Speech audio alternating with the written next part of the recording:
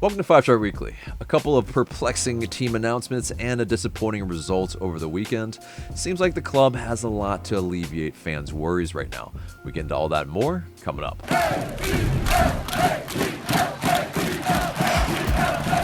Welcome to the show, 5 Star Fam. I'm AJ, and this is Mark with his Chelsea scarf. Before we get into it, become part of the notification squad by hitting the bell next to the subscribe button on YouTube. This segment is sponsored by Thinking Man Tavern, a cozy Decatur neighborhood pub. Grab a tasty beverage from a wide variety of selections and a plate of something delicious from the menu. To go, check out Thinking Man Tavern. 5 Star Fam, we've started a Patreon, and we'd love for you to join us there and support us from a grassroots level. We have a lot of amazing tiers and fun little perks, so you can help us with our ambition for leveling up and making a lot of the content that you want to see. So join us there at patreon.com/Atl Utd Fan TV. And we'll see you there, and lots of things like ad-free versions of this episode. So, you get to avoid all of the little pesky ads that always pop up elsewhere. But there, you won't have that issue. So, anyway, guys, let's get into the match review. And it was against Nashville SC on Saturday. It was that very frustrating result. Early lead squandered 2-0, and Atlanta United walked away, conceding 2 late goals for yet another draw in the 2021 season. It's, bit frustrating, but I think from a kind of eagle-eye view, the attacking was definitely a lot better. We really dominated, I think, 80 minutes of this match. But I think at the end of the day, you got to play full 90 and stoppage time as well. Because, we, in my opinion, haven't done that this season. I mean, for very many games. We just haven't put it together, attacking and defending. It's kind of left a little bit to be desired. But, you were obviously watching the Chelsea Champions League final, in which they won the UCL. So congrats, Mark. What were your thoughts after you watched this match? One team in London. Oh, you're talking about Atlanta. It's it's that old cliche. 2-0 is the most dangerous lead. It's just it feels a little bit unfortunate almost how the goals come about, how quickly they came about, and how 3 points just kind of disappeared just like that. In terms of chances created, I wasn't able to watch the whole match. I saw some extended highlights, and certainly there were a lot of chances for Atlanta United. One in particular that comes to mind was an Eric Lopez left-footed effort when we were up 2-0. Bello helping with the build-up, plays Lopez on through to the keeper, and it doesn't miss by much. And you figure at 3-0 at that point, that puts the game away. So in a sense, it's a harsh lesson, but a lot of encouraging things I think to take from this performance. We've got to. I think it's still early enough in the season where we're weighing performance versus result, right? And so, like last week, we spoke about the Seattle result, and yes, it's a fine result against a tough opponent. But I expressed that we needed to see more, especially from the attack, and so we saw that versus Nashville, another very tough team defensively. I don't have the stat, but they had a streak, a clean sheet streak, so to speak, right? 3 clean sheets away, and going into halftime, they were level at their last 3 away matches as well.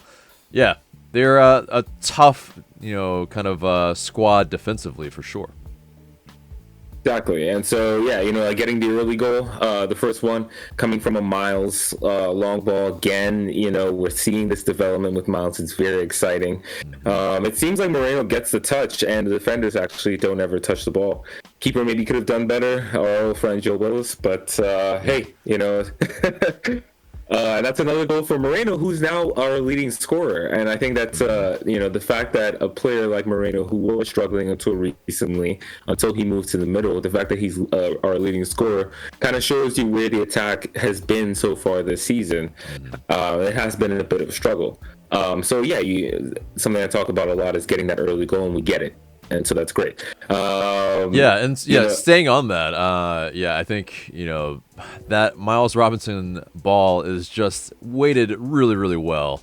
And he said that, it was during the broadcast as well, Maurice Adu, Mo Adu, talked about how, what he looks for is that ball in behind first.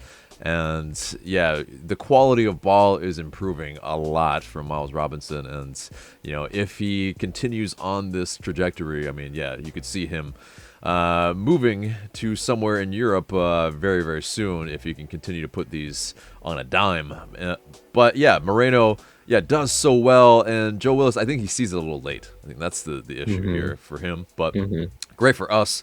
The persistence from Moreno and nutmegs, his guy, that's lovely. And yes, that's very early on, that's what we need. Those are the types of goals that we want to see us scoring, because as well, like a little bit of the dynamic, we love a well-worked team goal, but also being direct as well, I think can really put the opposing side, really on edge, on eggshells, because they don't know what necessarily it's going to be, attack wise. But move on for your other thoughts. Another thing that jumped out to me in the highlights was Joseph running at defenders with the ball. You definitely seeing that confidence, that sharpness return, and I think that Joseph would have more goals if he got better service. So I don't think it's just him.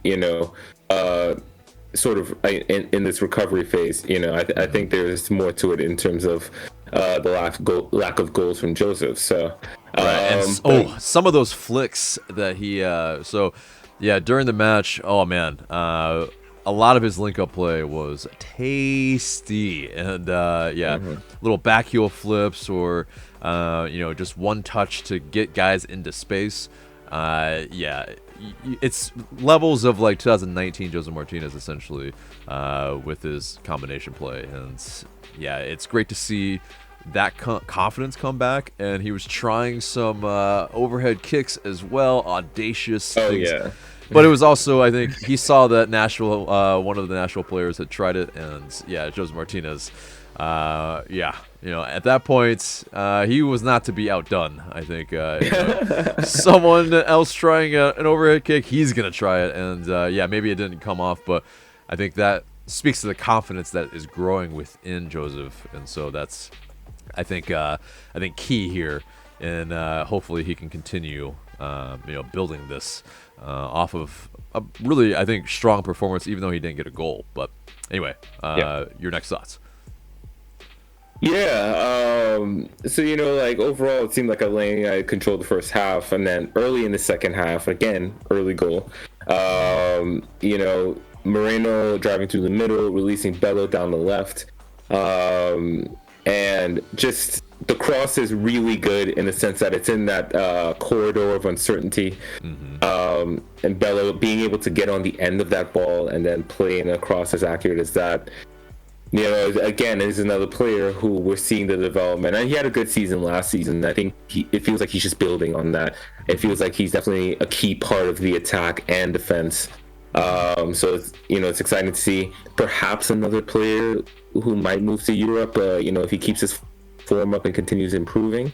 And then the touch from Lopez, I mean, just excellent. I mean, you can argue about the keeper positioning and whatnot, but I think, to be honest, I think that's a defensible decision in the moment. And I think Lopez does really, really well to get there. And I mean, that technique is very difficult for a player at any level. So, especially at his age, and especially, I think it's the run as well. I think he ghosts into that near post. And then, yes, that back heel flick is just just Yeah. chef's kiss. Yeah, exactly. For his first MLS goal, what a goal to get. Exactly. And that is, those are the, I think, kind of highlights that we saw when he was, playing for Olympia in Paraguay. Is that type of run. He, is able to make smart runs to attack space. And, when he... It's clear that, he's a growing player. He's not, fully developed, but I think those are the instincts that have come out. Those are kind of what we saw a little bit against Club America as well. And, may he continue to show more of that promise because, some of us, I think both of us didn't have him starting this match. And, he, I think, earned his place definitely for a few more matches if he can continue to, attack that space like that. And, Right.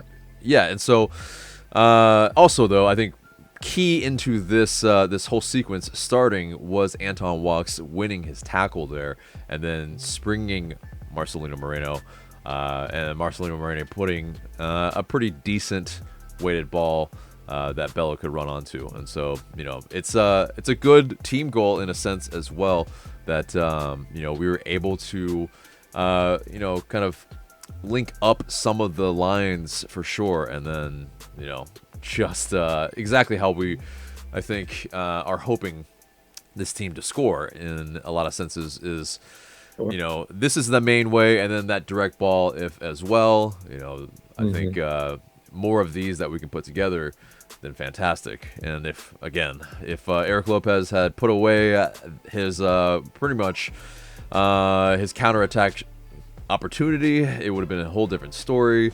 I feel like he cut his angle off and then put it onto his weak foot. It's tough. It's like he probably should have put it away bottom right corner if he had gotten that type of opportunity to bring it into and shoot it a little earlier. I feel like kind of Thierry Henry-esque bottom right corner as always. I would love a lot because it's one of those things you get the opposing team, just really wondering what type of shot you're gonna take.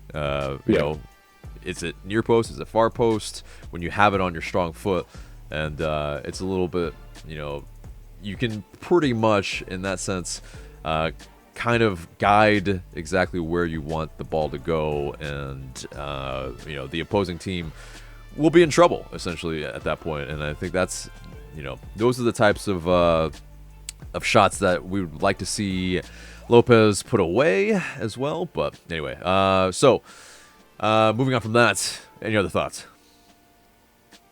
I mean, up until the Nashville goals. Yeah.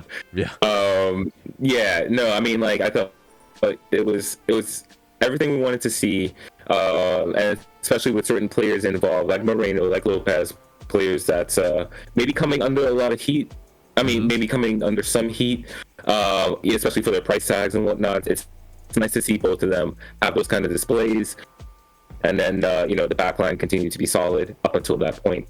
Right. So, really, really good first 80 minutes.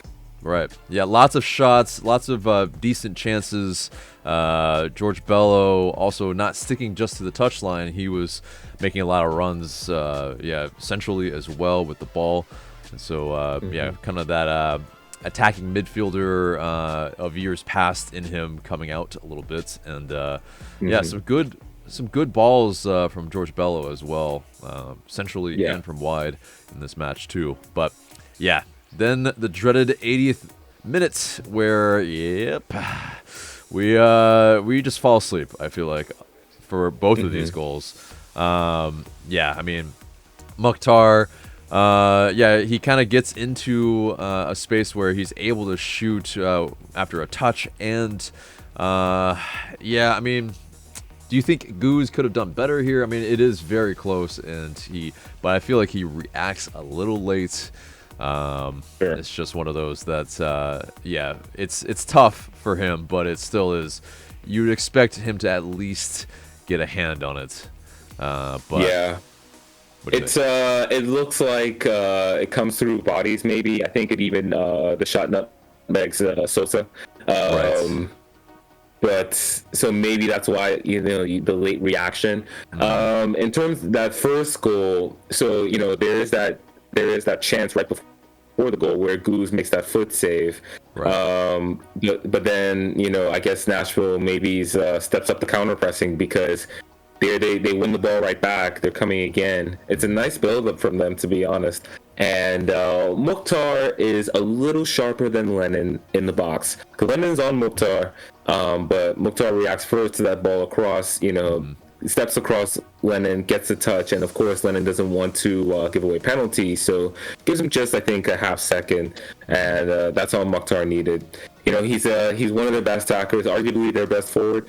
So I guess you'd have to say his quality is on display there. Yeah, definitely a tough one to swallow though. Right, and then 3 minutes later, I have huge problems with this whole sequence in terms of our defending. We kind of there's a foul, they play advantage, and so then the ball goes out wide. Sapong puts in a ball that LaGrassa is able to get a shot away, and during this, Brooks Lennon is drawn to LaGrassa, even though Hyndman is near. And I think that's where, we leave Mukhtar just unmarked at the back post, 2v1 essentially versus Miles Robinson. And it's, a deflection off of Robinson on the shot. Yeah, he can't do anything about. Pretty much Mukhtar just in space, unmarked. Lennon, lost his marker, and unfortunately, he has a just tremendous look at goal. Guzan has nothing he can do here, they are able to level it deep into the game, and that's very annoying. It's just so many levels of this that, we need to be more awake. We need to see out the match in terms of, and that's the thing. It's like Mukhtar, he was finding space more wide later on in the match. The change definitely from Gary Smith, but I think it's less on the change of that. It's more that we maybe fatigue comes into play, but then maybe make some subs that are a little bit more switched on, that's have a little less heavy legs, but what were your thoughts on the second goal? I mean, pretty much what you said. I mean, everyone has their man in that sequence, and Sapong plays in the initial cross to the ball across to LaGrassa. Maybe he shouldn't have been allowed to play that ball across, and then like you said, Hyndman's there. There's no reason really for Lennon to pull off his man, and you just late in the game, you just need bodies in the box, man. Like that's how you get, because there's going to be deflections, there's going to be second balls you have to deal with, and so on. And so that's why the more bodies in the box, the better. And I guess maybe it's a lack of experience from Lennon.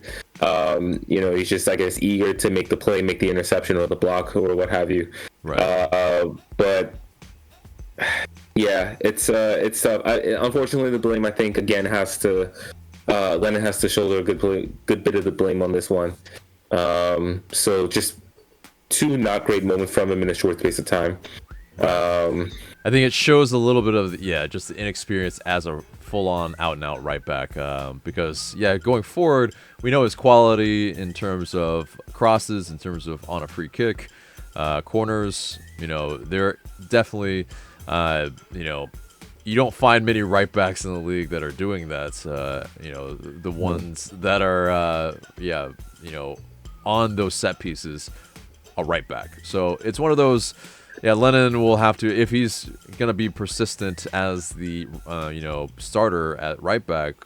There's parts of his defensive game that need to be rounded out for sure, and hopefully during this period that Gabriel Heinze can impart some fullback knowledge for Lennon. But Yeah, I think part of that experience too is just understanding the situation. You know, you're late in the game, you're trying to protect the lead. Like every team has their philosophy, but also every single team ever is going to try to protect the lead late in the game. You know, and so I think especially as a defender and as a fullback, right? Like, yeah, you may have some duties to help the attack in the midfield, but I think in that situation, it's got to be defense first mentality. So, you know, hopefully we'll clean that up going forward. Right. And I think something that maybe bothered me a little bit was the subs coming in. So Jake Mulroney was taken off for Ezequiel Barco, who, makes sense for him to get minutes, you know, to bring Barco back into the team. And then Franco Ibarra at the 69th minute for Moreno. But it seemed like we lost control a little bit after that because I thought Moreno and Mulroney were doing fine, and we were obviously in control. We were getting a lot of opportunities, so I think those were I wouldn't necessarily say the catalyst, but it definitely it unsettled kind of the setup a little bit, and we definitely looked less able, I think, after that. And even though Ibarra, I think he did fine, Ezequiel Barco did fine, I think it's just a matter of you know, I think we lacked a little bit more of the continuity then. And, you know, it's one of those, some people have been slating Heinze for not making subs earlier, but this maybe I feel like the subs were a little too, in hindsight, just a little too early. You know, if they seemed more just like trying to get these players minutes versus actual like tactical substitutions that I think helped kind of our setup. It was more like these guys that were in the game, like I said, I think we're doing the job, clearly. But so for me, a little bit of second guessing, I feel like, the substitutions and the coaching here, because anytime you give away a lead and you aren't able to score after you put in substitutions, I think you're, you know, allowed to scrutinize. I feel like that's pretty much comes with the territory. But final thoughts on this match? Some encouraging signs. Obviously frustrated about the result, but you know, definitely want to see more of this attack, and it's an especially good sign to see it against a team that's strong defensively and against a team that you knew was going to set up in a medium to low block against you. So, you know, 10 minutes away from a really good result, but I think it's, like I said before, it's still early in the season. MLS is a very forgiving league in that sense. So I'm definitely more optimistic about our near future. Right. And so the next match for Atlanta United will be against the Philadelphia Union on June 20th. We're looking forward to seeing Jim Curtin again. A lot of us, for sure.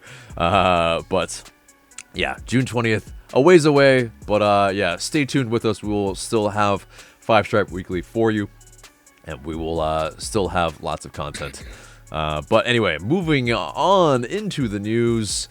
So MLS, they conducted a probe, and it was on Inter Miami because they had too many DPs at one point. They concluded that they should have probably had 5 DPs because Matuidi was definitely supposed to be one. And you know, you have kind of the fallout, which Paul McDonough was their general manager, and well, he was the one implicated. Even though early on in the season when we hired him, apparently he wasn't someone that they were looking at, and now all of a sudden he's the guy that they're looking at, and he has been punished. He's been banned from any front office in MLS until the end of 2022.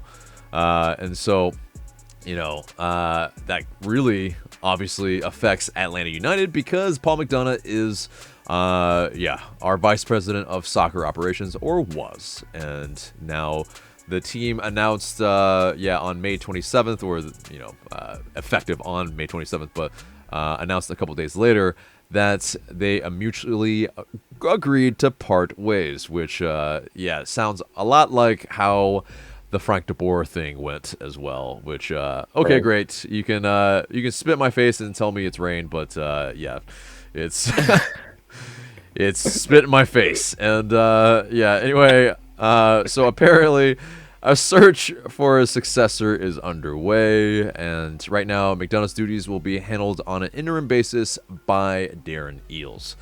So, what are your thoughts on all this, Mark? Very, very annoying. My biggest concern is that the way I've understood this structure is that Paul McDonough is like the salary cap guy, right?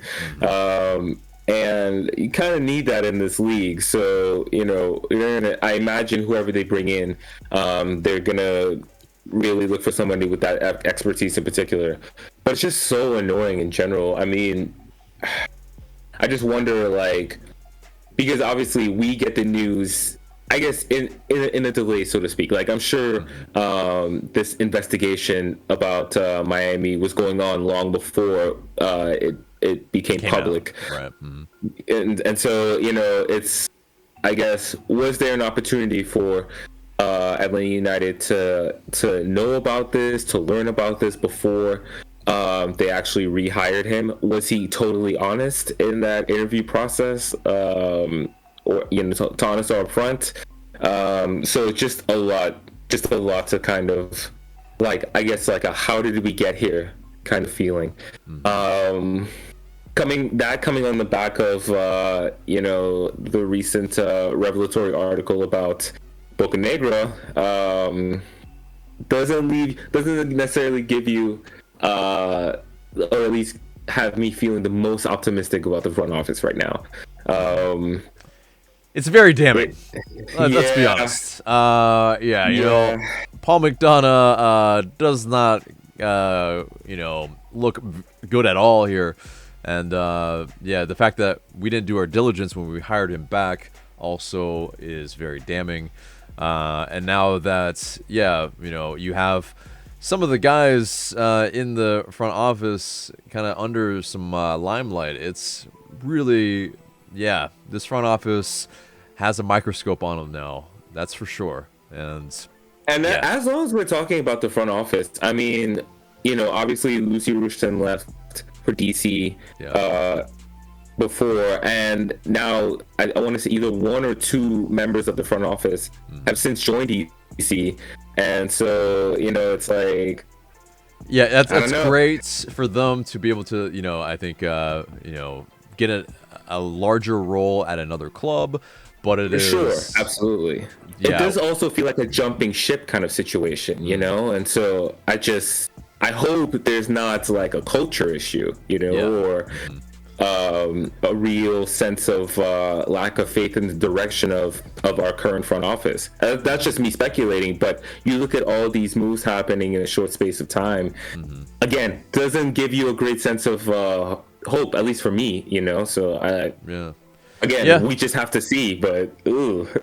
Right. And so, what was interesting is we let go a guy that was the Falcons kind of numbers cruncher right before Paul McDonough, came back in. And so whether he's either rehired or I believe he went to Charlotte FC, I think. A lot of the guys have gone kind of locally in the East, and which is, maybe a little frustrating or gonna be interesting to see in the future how many trade secrets that they've acquired essentially from us, essentially by having these guys that come in know our setup. And so we need maybe some headhunters. We need maybe some people that are going to be I think really identifying some guys that can really, I think, take us forward versus just getting us back to level. That's going to be very, very important. But moving on from that, another perplexing move. Atlanta United, they announced last week that they have waived defender Jack Gurr, who had just been signed before the season.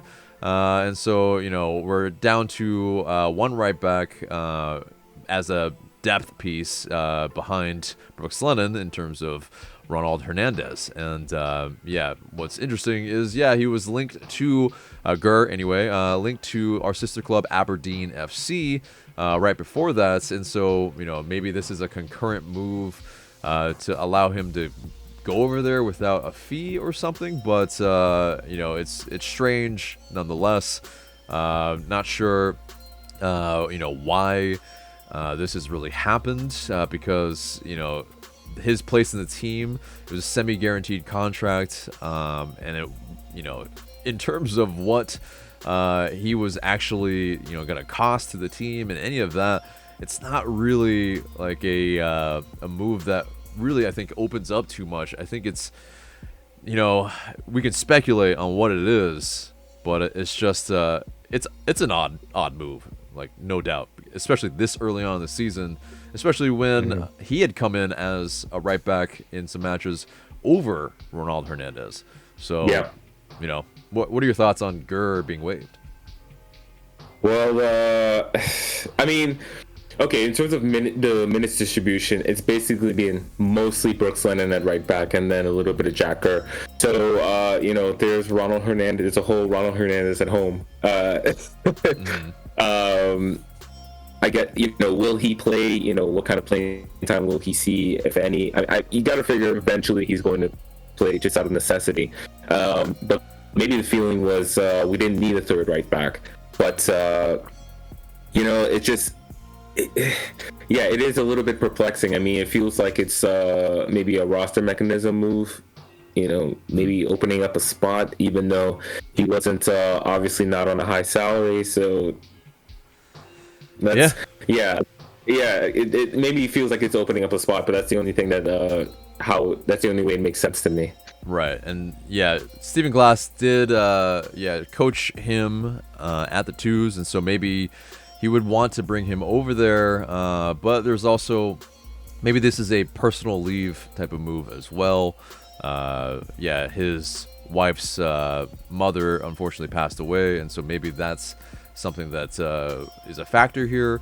I don't think maybe anything will really come out about this, but it's just a very odd move, and we'll see in the coming days or weeks what's gonna happen and why this move was maybe made. But maybe roster spot so that we can bring in some people, but you would imagine you wouldn't make this move until there was something coming in that you knew for sure. And so it's just the timing seems entirely off. But moving on from that, Jose Martinez has been called into the Venezuelan national team by Jose Pizarro. There are 2 World Cup qualifying matches against Bolivia on June 3rd and Uruguay on June 8th. Of course, this is a different manager that now he is cool with. So, he is willing to go to, represent Venezuela. But, Martinez, or Joseph, has made 51 career appearances, scored 11 goals, and has had 3 assists, and including 5 goals in 21 World Cup qualifying matches. So he's important to their setup. It makes sense. But by God, please come back healthy, Joseph Martinez. Oh my God. Hopefully they don't put him in any cow pasture type of pitches, because there was that issue that kept him out of 2017 a large bit of time. So yes, hopefully, knock on wood, knock on all the woods. And anyway, so moving on from that, on MLS Media Day, Jose Martinez, he was asked, as well as a whole bunch of other players in MLS, Kylian Mbappe or Erling Haaland. And he hilariously said his own name, Jose Martinez. And, that's that bravado that you expect from Jose Martinez. I mean, shit. I do love that he followed it up by, they don't even know who I am. Right, exactly. But still, it's, obviously, one would feel a little miffed too. I mean, these guys are a lot younger than you, that type of thing, and they get that limelight.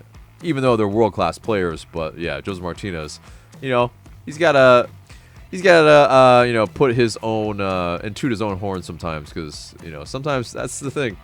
If you ain't gonna toot your own horn, who is, right? So right, yeah, hey, yeah, love yourself. Love yourself, exactly. But anyway, moving on from that, Ezequiel Barco, he's been called up to the Argentina U23s national team, and those are 2 matches against Denmark and Saudi Arabia, June 8th and 11th, and they will take place in Spain. And it's the preparations for the Tokyo Olympics. But Ezequiel Barco, he's made 14 appearances with the U20 national team, scored twice, added 2 assists in 4 games. He's earned his first cap with Argentina's U23s in 2019. And so, this will be, if he plays, his second. But it's one of those things. I mean, maybe it speaks to the lack of depth maybe in the U23s a little bit. He hasn't obviously been playing a ton because he's been injured this past month. But before that, he was balling out. And so, he seemingly is back to health. And, we'll be playing for Argentina's U23s. But do you think he needs this to kind of put him in the shop window? Or, I mean, is it pretty much it's still the same? What do you think? I'm sort of laughing to myself because I can already hear the U.S. fans being like, "Oh, so you let Barco go?"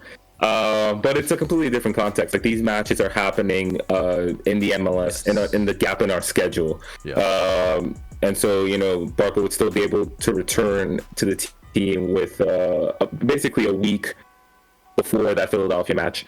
I think given the circumstance of the fact that he has been out.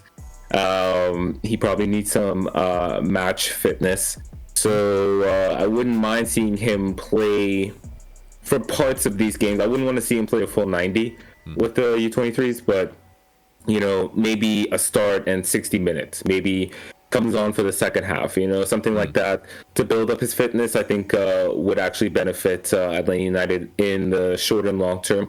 And maybe there's scouts that see him with the U23s, and it maybe garner some interest because there is that rumor that Club América is interested in him, and I'm sure that there are other clubs that are interested in Barco at least. Maybe depending on what they're willing to pay and depending on how aggressive they would be in that transfer. But with the summer transfer window coming up, I think Atlanta United needs to be prepared to act basically one way or another. And so if that means selling Barco and bringing in another player, it might be something that they'd have to consider. So I think for all those reasons, it does make sense to allow Barco to play with the U23s in this window.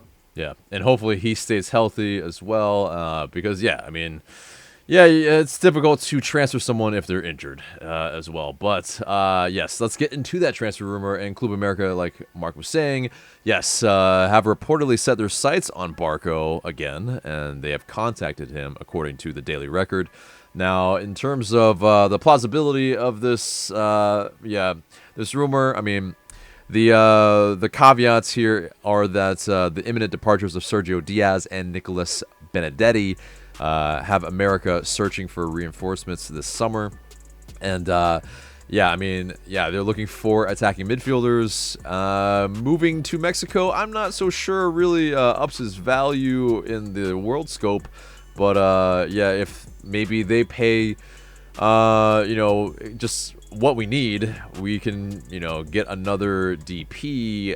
But in that sense, though, we would have to get a DP that isn't a U22 player, and we would have to be someone that's a little bit more kind of, at least in their prime or finished product type of player.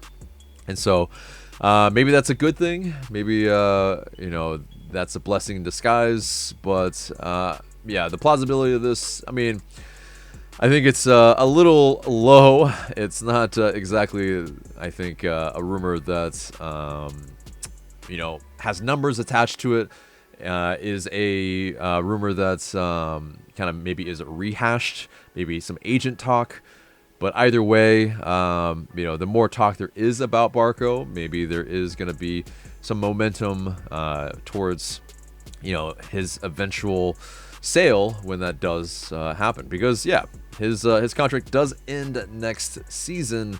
So you think right now it's a really good time to sell. I mean, I think so. Exactly. You don't want to get to the last year of the contract and then sell them maybe like with 6 months down the line or something like that in the middle of a season that it arguably could be. I think we've played very decently without Ezequiel Barco, and so that's kind of been the thing a little bit as well. As much as the team has been ragged on at times, we have not been playing with all of our DPs, and so one of those things. But. And unfortunately, that's been a regular occurrence or semi-regular occurrence with Barco. Is that he's just not available. And I actually will echo the sentiment that you expressed. Maybe we do need somebody closer to their prime, somebody who is either on the verge of or already a star for their team in their league or whatever. Maybe we need to bring in that kind of player, so for a more immediate impact. Because if you got that kind of player and they were available more often than Barco, theoretically you could. I think you would have to consider that an upgrade. So, it's going to be interesting. I wouldn't totally dismiss the Barco rumors this summer. I think this summer actually makes a lot of sense, especially with this contract situation, to move him on. So, I know there's some people who feel like we have to keep the pipeline to Europe open, but honestly, that offer, if it isn't there, then what can you do, really? I don't think that moving Barco to Liga MX, let's say, would hurt Atlanta United's reputation that much. Especially in lieu of MLS taking away teams be able to gain GAM from selling DP players. So it's just like, which is ridiculous. Just get the money at that point, and yeah.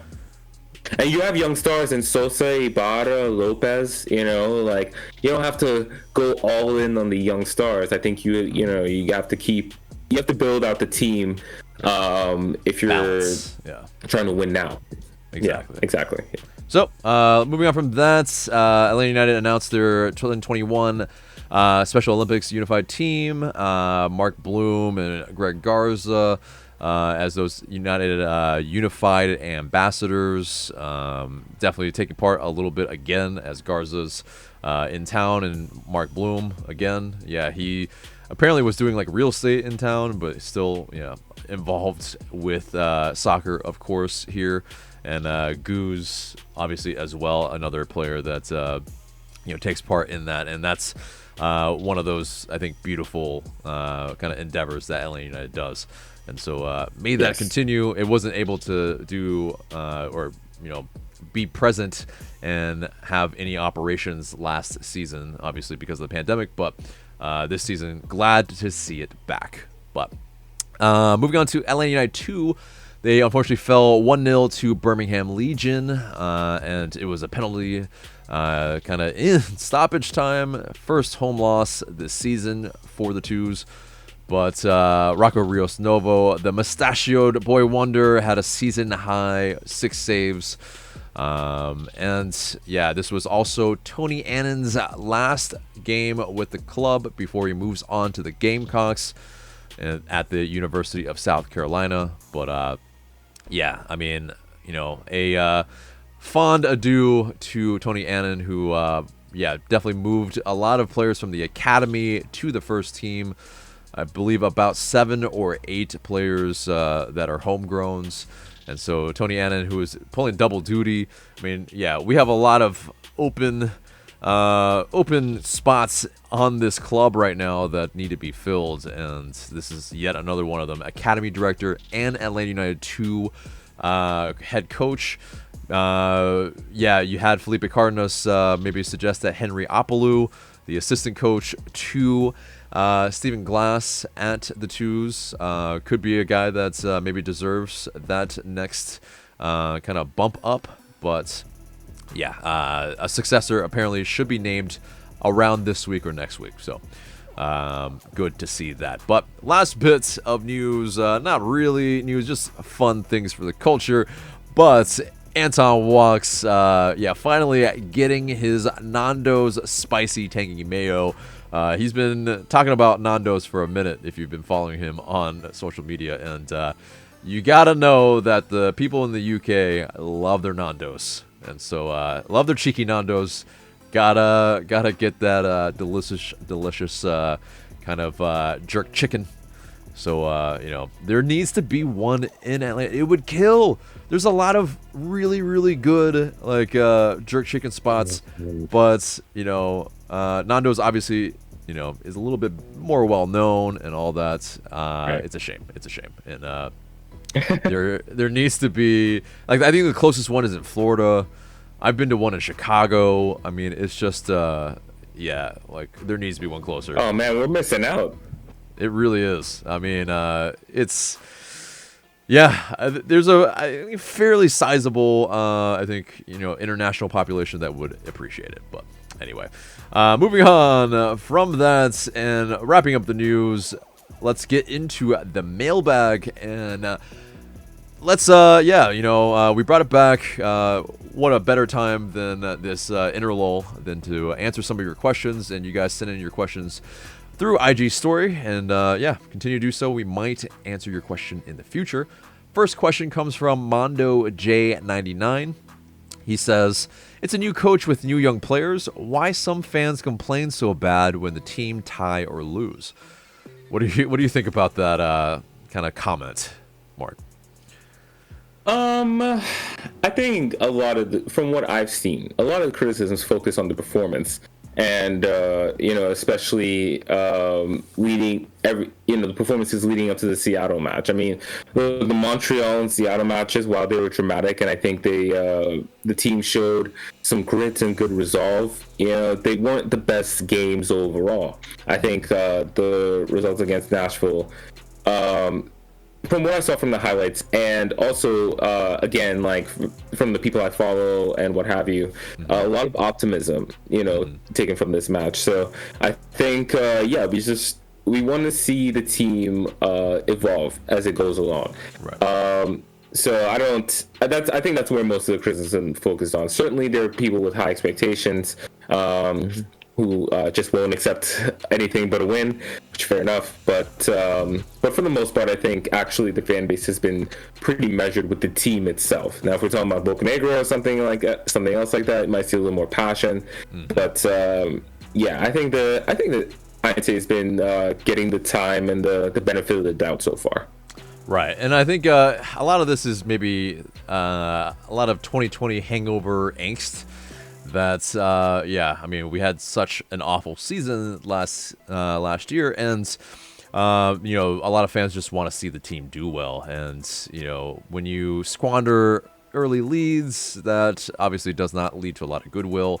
And then front office turmoil also doesn't lead to a lot of goodwill. There's reasons I feel like fans have a little bit of tension about the team at the moment, because there are some other clubs that have brought in new players, new coaches, and they come in running, and they see that, and they want that for the club as well. And so, it's not a completely unreasonable expectation, because if some other teams are doing it, why can't we in that sense? So I get it.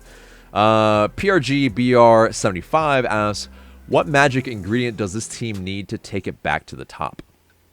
What do you think? Is there a magic bullet that can lead us to glory?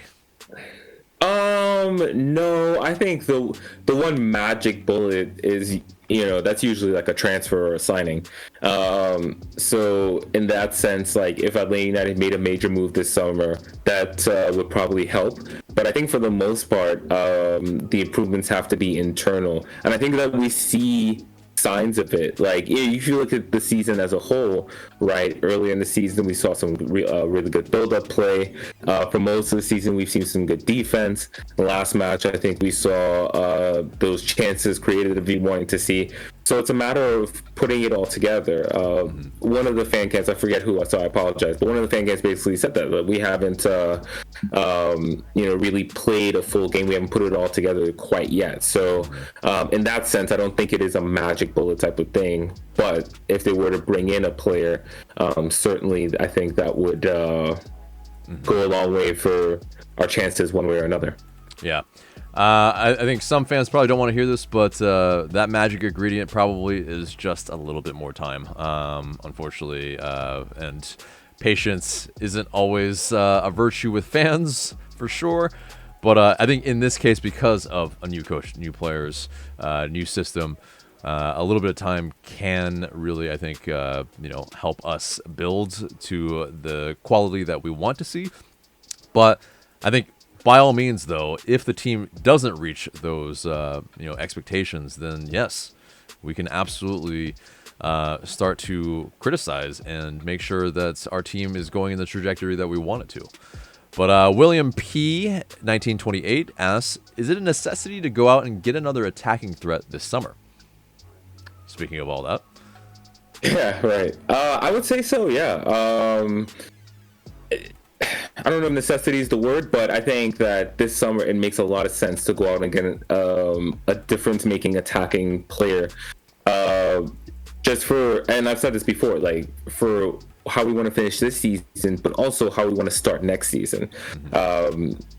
It just feels like, it's this too. I think it's a different market because of COVID. Like teams are recovering from not having played in front of fans, or what's going on in their respective country, and so there may be an opportunity to bring in a significant type of player. So I would say that Atlanta United should try to do that this summer.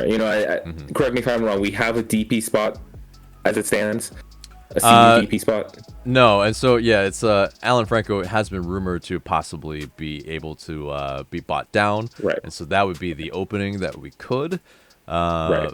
But currently we do not, and so that's the thing. For me, I would think that a double-digit scoring winger would be quite awesome to bring in, and in lieu of if Alan Franco is bought down, that would be, I think, the spot that we could. And maybe it pushes down a little bit in the depth chart some of these other guys that are great little depth pieces, but exactly, maybe not the guy in their prime that can really, I think, bring us to another level, because us relying on Jose Martinez for all the goals is just not going to be, it's going to be a foolhardy type of endeavor, I feel like. But and especially not having Lisandro Lopez, Licha Lopez anymore, we need someone that can spell Jose Martinez as well. So that is, in a smaller sense, another attacking threat that we need to bring in, and so that absolutely needs to happen. But next question comes from Tacos de Cuy. What do you think of Moreno, as a replacement for Miggy and Pity? I don't mean to be pedantic, but I should point out that Miggy and PT are different players, right? Exactly. So is Moreno. And so, and exactly, so is Moreno. So I honestly wouldn't put Moreno in the same class as either of those players, especially Miggy. But I think his style is more like Miggy's, especially when he plays in the middle, when he carries the ball through the midfield on the counterattack. We saw a little bit of that this weekend. I think it just, that has to be his natural position. I think that has to be the position that he plays most often for us.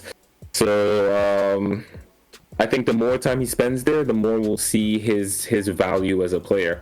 But overall, he's been okay. There was a point in time where we wanted to see more.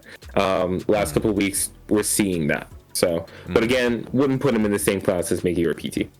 Yeah, and let's to be fair as well, right now he's got the team leading 3 goals. I mean, yes, one of them was a penalty, but also 1 assist, 10 games. 4 goal returns essentially in 10 games is not too bad. I mean, obviously, we would want to see a little bit more than that. But, he's just massively a different type of player than both of those guys. PT, more of the kind of risk taker type of guy that's, he's going to take a shot from anywhere. He's going to try to make things happen. And, not a lot of times it came off, but sometimes it did, and it made him look brilliant. Miggy, obviously just that workhorse on both ends that, just really dynamic talent. And that's where Moreno, I mean, he's just kind of more of a Miggy light, I think, at this point. But it's, again, still very early on Moreno. He only joined us in the latter half of 2020, so, he has a lot of growing to do, and I think can grow into this team. I don't think it's time to maybe just cut bait, but there are some promising things that have come about. But last question comes from Sheaves77. Asks, do you think the man-to-man defending that Hainsey has is effective? I think so far it has been, and I think it's this. You have to consider the balance between attack and defense. Like that's what every team does. And so I think in order for the attack to be effective, you have to be a little more aggressive in terms of the defending. So man to man obviously is risky, but I think that has to be the way forward. And to be honest, they could have seen out the match versus Nashville if not for some better one-on-one defending. And so that's just going to happen sometimes. But I think sticking with this style is worth it, especially with the I think that Sosa and the back line have a really good chemistry. We always see Sosa always seems to be in the right position, for example. And so I think that the performance of the back line, the defense overall, is something we can build on as the season goes on. So I wouldn't necessarily change too much in that regards what we've been doing so far. Yeah, I think it's got to be the blend a little bit of the man-to-man and zonal marking. I think you see, like later on in the match, maybe we should be doing a little bit more zonal and just making sure that we have areas covered on the pitch, especially if they're throwing men forward. Because, I think you saw for that second goal for Nashville, Lennon, he is going for the man and maybe not necessarily marking the space that needs to be covered because that back post, no one's there. Mukhtar takes that and is able to just have an open look. It's just things that it's the blend that we need to find, because especially late in matches, you don't need to be pressing per se or really like marking so tightly that you lose the space that you're covering late in a match. I think there needs to be that if you're pressing a little further up the pitch, okay, totally understandable. If it's you're kind of really trying to see out a lead, a little bit of zonal marking is not going to hurt anybody. It's going to be, I think, probably needed at some points. But anyway, that does it for the mailbag and pretty much the entire show, except for the question of the day. And the question of the day is, would you sell Ezequiel Barco in this transfer window? Let us know in the comments below what you think, because, it's no doubt going to be a topic of conversation for a large part of this transfer window. So, it will be very interesting indeed. But, guys, that's it for us today. Remember to like, share, comment, subscribe. For Mark, I'm AJ. Thank you so much for watching.